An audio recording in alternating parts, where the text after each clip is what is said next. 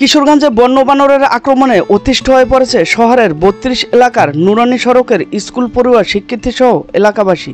গত এক সপ্তাহের ব্যবধানে ওই এলাকায় বন্য বানরের কামড়ে মোহাম্মদ নূর মিয়া নামের এক স্কুল পড়ুয়া শিক্ষার্থী সহ ৩ শিশু শিক্ষার্থী গুরুতর আহত হয়েছে। এতে আতঙ্কে ঘর থেকে বের হতে পারছে না শিশু শিক্ষার্থীরা। আমি নিচে নামতে গিয়ে বানরে আমার ধরছে, পরে আমার দুইটা কামড় মারতেছে, পরে আমার ব্যথা করতেছে, পরে বাবা দাদু আইসে ধরে দাদু ছুটে নিয়ে গেছে। যে এই বান্দরটা যেদিন আমাদের বাসায় এসেছিল সেদিন আমার গেঞ্জি ধরে টান দিয়েছিল। গত বুধবার শহরের জেলা সরণি নুরানি মসজিদ সংলগ্ন একটি বাড়িতে এ ঘটনা ঘটে। মোহাম্মদ নূর মিয়া ৩২ নুরানি সড়কের মোহাম্মদ ওবায়দুর রহমান রনির ছেলে। এতে আতঙ্কে ঘর থেকে বের হতে পারছে না স্কুল পড়ুয়া কোমলমতি শিশুরা।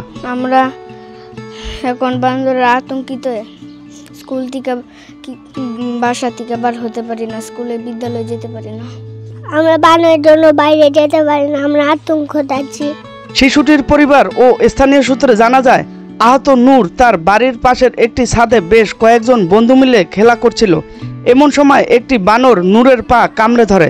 তাদের ডাক চিৎকার শুনে স্থানীয়রা শিশুটিকে উদ্ধার করে।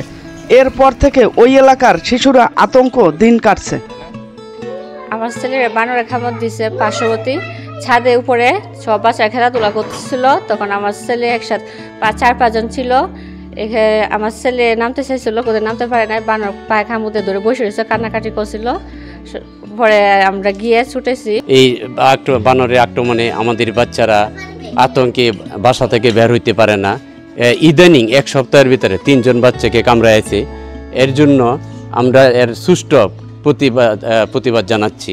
3-4 দিন যাবত তারা ভয়ে বাসা থেকে বের হইতে পারে না, এবং আমার ছেলেকে প্রথম কামড়িয়েছে 7 থেকে 8 মাস আগে।